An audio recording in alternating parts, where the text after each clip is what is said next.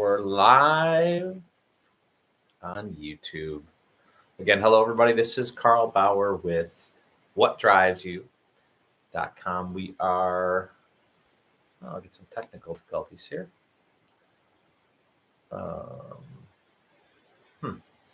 And thank you for joining. It's been a couple days since our last broadcast, and I'm trying a new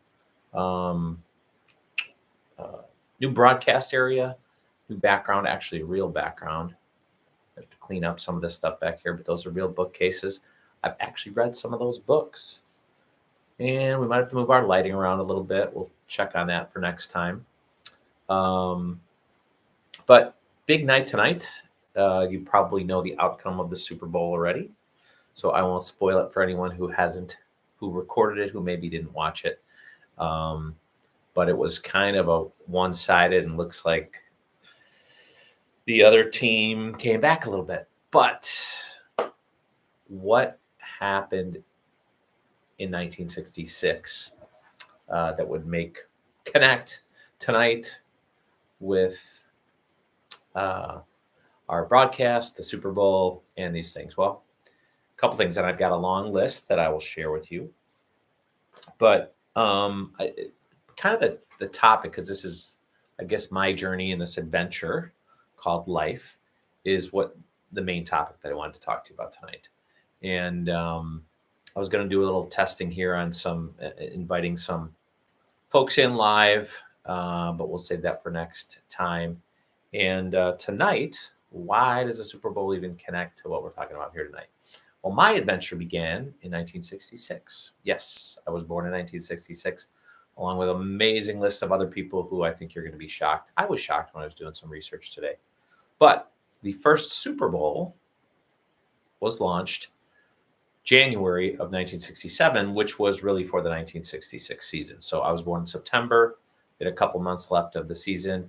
And then I think that was the year they had merged, and then had Super Bowl number 1, in which our lovely cross-border friends in Wisconsin were victorious. So I think the score was, I don't know, they did pretty well. And they won. So good job, Green Bay Packers. But my adventure has been kind of an interesting one, meaning I love to do a lot of things. I love the outdoors. How has this driven me in life, right? How has adventure driven me in life?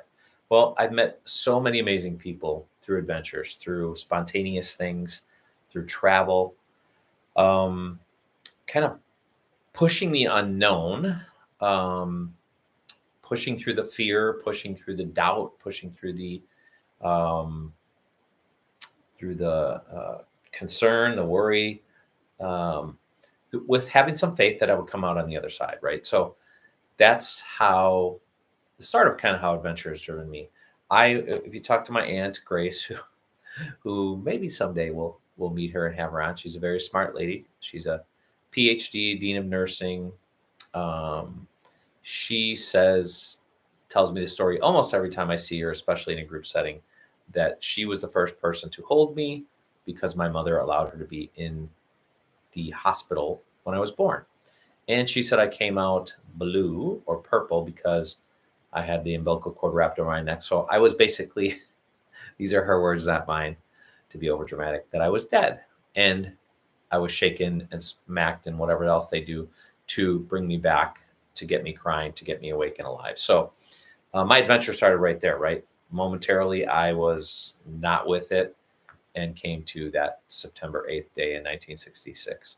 So I would say just starting that adventure, and I'm sure some of you have similar near-death stories, maybe not that early on in life, but anytime you come out of one of those, life-threatening, life-changing experiences, illnesses, an amazing feat of courage, an accident,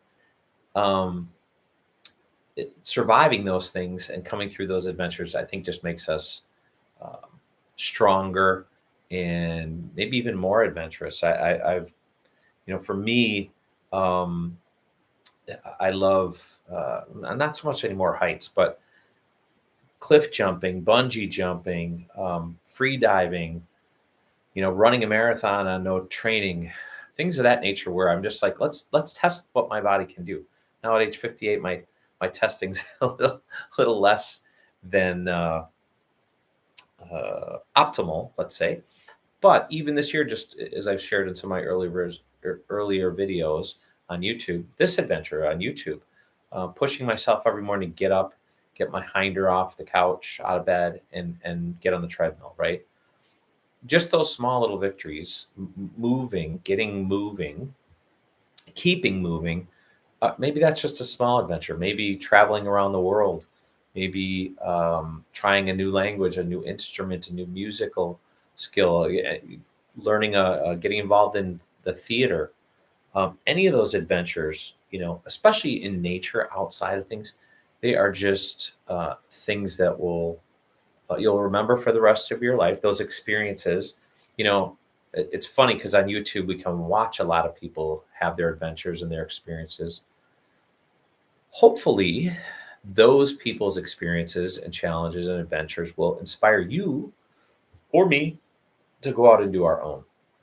So, um, but I hope you don't get stuck just watching other people's stuff, because I think uh, there's a huge world out there for us to explore. Just even in your own, this weekend, I was at the Chicago Auto Show, and just being downtown in Chicago, just how big the city is, how big the lakefront is, how the parks. It's just amazing. And I thought to myself, I've lived here for 58 years, and I have not really taken advantage of what all the city has to offer.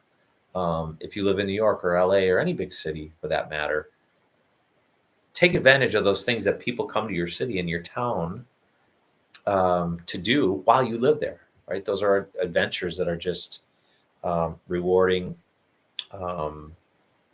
and challenging. So I it, one of my favorite channels I've been watching for the last couple of years through COVID is this channel called, I think they have two channels, but it's called Yes Theory or Seek Discomfort. And it's a bunch of young guys. Thomas is, I think, the founder, or one of the founders of it. And they just say yes to everything. They seek discomfort. They seek to be uncomfortable. So, and they like to say yes, just say yes to things. And those adventures, I think, just lead to interactions, relationships, learnings that are priceless. So, again, how does this all tie to the Super Bowl? How does this tie? It just ties to my personal adventure being, in 1966 when I started my adventure. But I've shared in another episode about sports and competition and careers, how those things kind of drive people and drive me. But for me, adventure tests. Sorry, I'm looking at my notes because I did this a while ago, but it tests your ideas and brings you success and failure. But either way, it's always learning, right? So we're always kind of those three core principles of our channel: educate, encourage, or entertain. You always should be learning. If you don't learn from failures, if you don't learn from successes, um, you may repeat the other one more than you wanted to, right? So always be learning. And these adventures will also then, as I shared, they'll test your faith and your perseverance and your courage, and all important things to, again, keep you moving, keep you motivated, keep you driving towards something. And again, these stories that we're trying to share on this channel, yeah, we're trying to hit our core competencies of the 3 E's, but we're trying to tell these stories so that you can do better and be better. Yeah, it's all learning, but it's important to know what is our ultimate goal here. What is our ultimate goal for life? What is our ultimate goal for the channel? What's my ultimate goal for me? And it is really to just be better, do better, love more, uh, um, those are just, what I strive for here in my life. So yeah, I think when I was thinking about, um, and I don't know if you're big football fans or sport fans in general, but the last few years, I have not been thrilled with professional sports. And as being an athlete all my life, that's been a tough change. But I've always recently thought, why am I watching 3 hours? First of all, I can watch the highlights on YouTube in about 10 to 20 minutes, so there's a huge time savings. But as life proceeds, and as we realize our mortality and how much time we have left down here or here on Earth, I'd rather be spending my time again, living my own adventure, living my own journey, as opposed to just watching someone else do it. I also like to share some of my experiences and failures so that you all don't maybe have to go through some of that stuff. So the adventure of life, sharing those adventures, sharing those learnings is to me super important. And that's, again, there's so much on this platform and other platforms that I think are informative and educational that I'd rather watch and learn from somebody else, hear their story, enjoy their story, share their story, than, just be entertained by watching some of a live sporting event. Don't get me wrong. I'm not poo-pooing any of the big sports or any of the major sports or any sports at all. But a live action or live event is way more to me appealing these days than watching it on TV. So, yeah, I wanted to look at a couple things as I was doing the research for today, and I was looking back. What happened besides me being born? Besides the Super Bowl being launched in 1906, what all happened in 1966? Because I think you'll be blown away. And again, we're a new channel, so I don't really know who my audience is as of yet, as far as analytics and age groups and stuff. But when I was doing the research, Super Bowl one, we already talked about that being happening in 1967, but really for 1966. But actually in 1966, Batman the action show came to television. Pretty cool. Chicago Bulls were brought into the NBA. The Penguins, Pittsburgh Penguins, and I think they were the Minnesota or Minnesota North Stars, Minnesota, came to the NFL. In regards to automotive, which y'all know is my career, Studebaker shut down its last factory in 1966. May they rest in peace. The Flintstones, the animated series, came to TV. The first artificial heart was placed in a human in 1966. That seems like forever ago, and that would even happen then. It boggles my mind, but pretty cool. Some darker things. The Church of Satan was founded. Don't know how that's going for them. And in the same state, that It's a Small World boat ride right down the street from the Church of Satan. Interesting. The World Trade Center groundbreaking happened.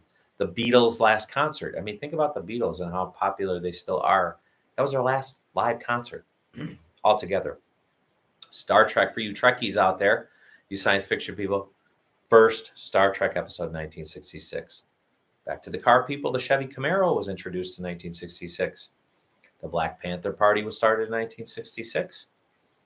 For those of you who saw Forrest Gump and on the lighter side. And a lot of civil rights stuff happened. Too long of a list. So a lot with Martin Luther King or Dr. Martin Luther King. So just some really cool learnings there. The New Orleans Saints, where the Super Bowl was played tonight, birthed in 1966 or awarded in 1966. Walt Disney actually died in 1966. He was in production for one of his big things, and he had again launched, he was talking about Epcot and a whole bunch of projects he's still going, but he passed away in 1966. And then right after he passed away, the first ever, which how many of us didn't watch this as a kid, How the Grinch Stole Christmas was released that same year. So rest in peace, Walt Disney. But and tons of things. But what surprised me too was the number of people that we know. Maybe it's just because we're in that age group, right? That were born that same year as me. I'm in good company with a lot of folks. So Patrick Dempsey, Rainn Wilson from The Office, Cindy Crawford right down the road from me here in I think she was born in DeKalb or some Sycamore right over there, just west of Chicago. Kevin Johnson from the NBA, Tim Glavine from the MLB, Michael Irvin from the NFL, Robin Wright, talked a little bit about Forrest Gump from Forrest Gump, also known as Jenny.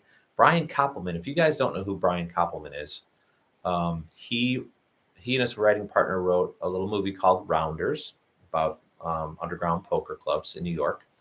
Look him up. He is also the co-creator of the show Billions, an amazing guy with music background, tons of TV and film productions. A really, really neat guy. My friends got to know him. Friend and partner Fred Uter through some documentary films that he's working on. Janet Jackson. I always felt like she was way younger than us, but or a 66er, but 66, same year. Mike Tyson, Jim Gaffigan, Halle Berry, Salma Hayek, Adam Sandler. I always felt like Adam Sandler's younger than me. Nope, same age. David Schwimmer, Chicagoan, or spent some time in Chicago. Troy Aikman from the NFL. So just a ton of us, good friends, dear friends of mine, Ken Potter, Joe Haberstroh, that I work with every day and talk to every day, 1966. So if you're born that year, you're in good company. A lot of important things happen. You still have a lot of life left. So keep on driving, keep on thriving, keep on sharing, and keep on learning. I think that's the big one for me. So thank you all. For those who are we're slowly but surely getting more views, slowly but surely getting some more subscribers. If you do like the content here, like some of our topics, please do like, share, follow. It's growing slowly but surely, and we're learning, we're testing. I don't know about this lighting because I got that overhead light here, so gotta do something about that. But yeah, thank you for spending some time with us. I hope you were encouraged or educated. We did have a lot of data on this broadcast, or entertained at least. I know when it's just me, sometimes it's not always that entertaining, but I try and educate and encourage a little bit. So again, get off your hinder, start something new, learn something new, and we'll see you again here very soon. Thanks again for joining tonight on What Drives You, and we'll see you soon. Take care.